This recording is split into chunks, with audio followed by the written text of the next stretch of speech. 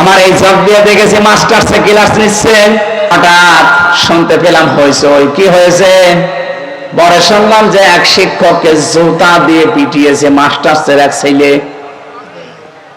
Sir বলছে যে বাবা আমার ছেড়ে দিয়ে আমি জীবনে আর ক্লাসে আসবো না। বলছে না বাংলায় উচ্চারণ করলাম না, বলছে শালা করে আমি মেরেই ফেলবো। পরে কিসে মাস্টার্স। আমি এই চোখে এইটাও দেখেছি শিক্ষক অজু করছে, ছাত্র পায়ে পানি ঢেলে দিচ্ছে।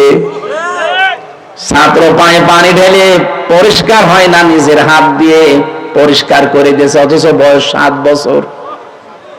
ওইটার বয়স 26 বছর আর এটার বয়স 7 বছর। ছাত্র তো দুইটাই।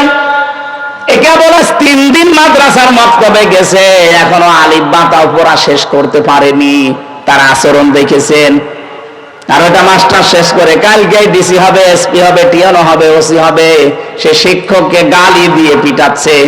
একটাই কারণ, এর ভেতরে কোরআন আছে আর ওর ভেতরে কোরআনের আলো নেই। এটা মানুষ হচ্ছে আর ওটা জানোয়ার অলরেডি হয়ে গেছে।